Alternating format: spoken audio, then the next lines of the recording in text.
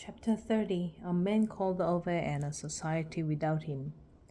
Ove brushes the snow off the gravestone, digs determinedly into the frozen ground, and carefully replenishes the flowers. He stands up, dusts himself off, and looks helplessly at her name, feeling ashamed of himself. He who always used to nag at her about being late. Now he stands here himself, apparently quite incapable of following her as he'd planned. It's just been bloody mayhem, he mumbles to the stone. And then he's silent again. He doesn't know what happened to him after her funeral. The days and weeks floated together in such a way, and in such utter silence, that he could hardly describe what exactly he was doing before Pavane and that Patrick reversed into his post box. He could barely remember saying a word to another human being since Sonia died. Some evenings he forgets to eat. That's never happened before, as far as he can remember. Not since he sat down with her on that train almost 40 years ago. As long as Sonia was there, they had their routines. Ove got up at 5:45, made coffee, went off for his inspection. By 6:30, Sonia had showered, and then they had breakfast and drank coffee. Sonia had eggs. Ove had bread. At 7:05, Ove carried her into the passenger seat of the Saab, stowed her wheelchair in the boot, and gave her a lift to school. Then he drove to work. At 9:45, they took coffee breaks separately. Sonia took milk in her coffee. Ove had it black. At 12, they had lunch. At 2:45, another coffee break. At 5:15, Ove picked up Sonia in the school forecourt, hoisted her into the passenger seat, and the wheelchair into the boot. By 6 o'clock, they were at the kitchen table having their dinner, usually meat and potatoes and sauce, Ove's favorite meal. Then she solved crosswords with her legs drawn up beneath her on the sofa, while Ove pottered about in the tool shed and watched the news. At 9:30, Ove carried her upstairs to the bedroom. She nagged him for years about moving into the empty downstairs guest room, but Ove refused. After a decade or so, she realized that this was his way of showing her that he had no intention of giving up. That God and the universe and all the other things would not be allowed to win. That the swine could go to hell. So she stopped nagging. On Friday nights, they sat up until 10:30 watching television. On Saturdays, they had a late breakfast, sometimes as late as 8. Then they went out to do their errands. The builder's merchant, furniture shop, and garden center. Sonia would buy potting soil, and Ove liked to look at tools. They only had a small terraced house with a tiny outside space, yet there always seemed to be something to plant and something to build. On the way home, they'd stop for ice cream. Sonia would have one with chocolate and Ove one with nuts. Once a year, they raised the price by 1 krone per ice cream, and then, as Sonia put it, Ove would have a tantrum. When they got back to the house, she'd roll out of the little terrace door onto the patio and Ove would help her out of the chair and gently put her on the ground so she could do some gardening in her beloved flower beds. In the meantime, Ove would fetch a screwdriver and disappear into the house. That was the best thing about the house. It was never finished. There was always a screw somewhere for Ove to tighten. On Sundays, they went to a cafe and drank coffee. Ove read the newspaper and Sonia talked. And then it was Monday. And one Monday she was no longer there. And Ove didn't know exactly when he became so quiet. He'd always been taciturn, but this was something quite different. Maybe he had started talking more inside his own head. Maybe he was going insane. He did wonder sometimes. It was as if he didn't want other people to talk to him. He was afraid that their chattering voices would drown out the memory of her voice. He lets his fingers run gently across the gravestone, as if running them through the long tassels of a very thick rug. He's never understood young people who bang on about finding themselves. He used to hear that nonstop from all those 30-year-olds at work. All they ever talked about was how they wanted more leisure time, as if that was the only point of working. To get to the point when one didn't have to do it. Sonia used to laugh at Ove and call him the most inflexible man in the world. Ove refused to take that as an insult. He thought there should be some order in things. There should be routines and one should be able to feel secure about them. He could not see how it could be a bad attribute.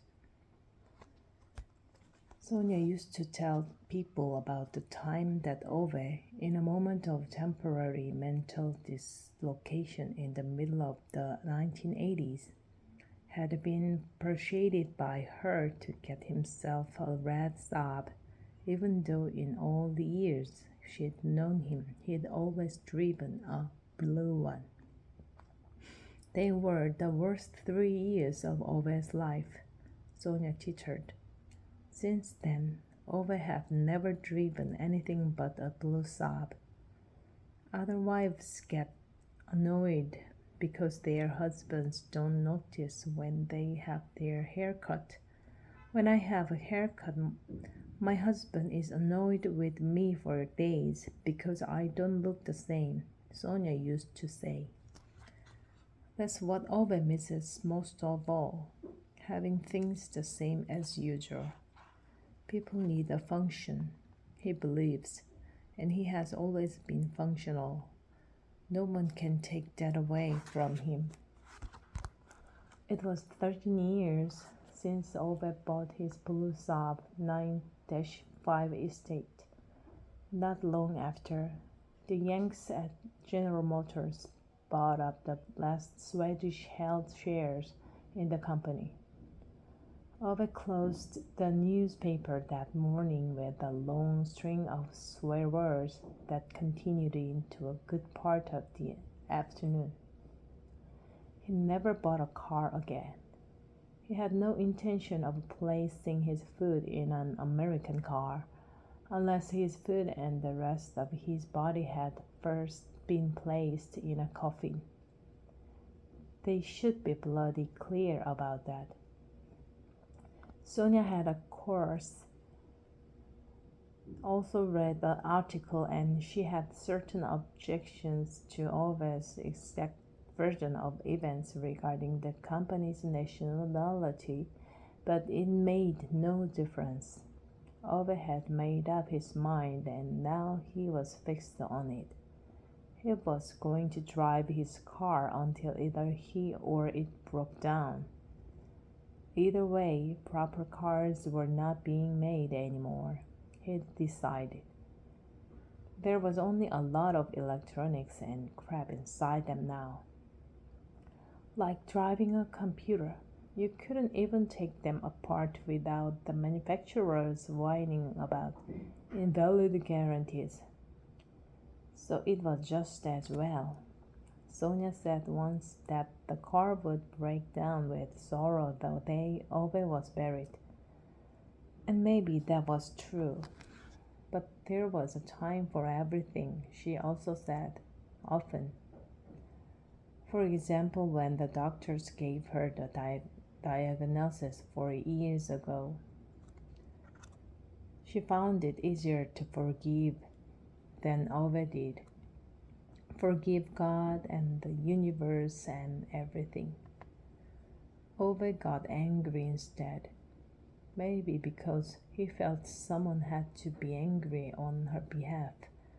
When everything that was evil seemed to assail the only person he'd ever met who didn't deserve it.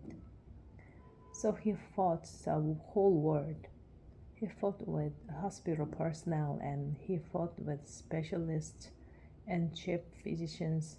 He fought with men in white shirts and the council representatives who in the end grew so numerous that he could barely remember their names. There was an insurance policy for this, another insurance policy for that. There was one contact person because Sonia was ill and another because she was in a wheelchair. Then a third contact person so she did not have to go to work, and a fourth contact person to try and persuade the bloody authorities that this was precisely what she wanted, to go to work. And it was impossible to fight men in white shirts. And one could not fight a diagnosis. Sonia had cancer. We have to take it as it comes, said Sonia. And that was what they did. She carried on working with her darling troublemakers for as long as she could, until Ove had to push her into the classroom every morning because she no longer had the strength to do it herself. After a year, she was down to 75% of her full working week. After 2 years, she was on 50%. After 3 years, she was on 25%. When she finally had to go home, she wrote a long personal letter to each of her students and exhorted them to call her if they ever needed anyone to talk to. Almost everyone did call. They came to visit in long lines. One weekend there were so many of them in the Treadorf's house that Ove had to go outside and sit in his tool shed for 6 hours. When the last of them had left that evening, he went round the house carefully assuring himself that nothing had been stolen. As usual, until Sonia called out to him not to forget to count the eggs in the fridge. Then he gave up, carried her up the stairs while she laughed at him. He put her in the bed, and then just before they went to sleep, she turned to him, hid her finger in the palm of his hand, burrowed her nose under his collarbone. God took a child from me, darling Ove, but he gave me 1,000 others. In the 4th year, she died. Now he stands there, running his hand over her gravestone again and again, as if he's trying to rub her back to life. I'm really going to do it this time. I know you don't like it. I don't like it either, he says in a low voice. He takes a deep breath, as if he has to steel himself against her trying to convince him not to do it. See you tomorrow. he says firmly and stamps the snow off his shoes, as if not wanting to give her a chance to protest. Then he takes the little path down to the parking area, with the cat padding along beside him. Out through the black gate, round the Saab, which still has the Werner plate stuck to the back door. He opens the passenger door. Pavane looks at him, her big brown eyes filled with empathy. "I've been thinking about something," she says carefully, as she puts the Saab into gear and pulls off. "Don't." But she can't be stopped. "I was just thinking that maybe I could help you clean out the house. Maybe put Sonia's things in boxes and..." She hardly has time to speak Sonia's name before Ove's face darkens, anger stiffening it into a mask. "Not another word," he roars, with a booming sound inside the car. "But I was only Not another bloody word. Have you got it?" Pavane nods and goes silent, shaking with anger. Ove stares out of the window all the way home.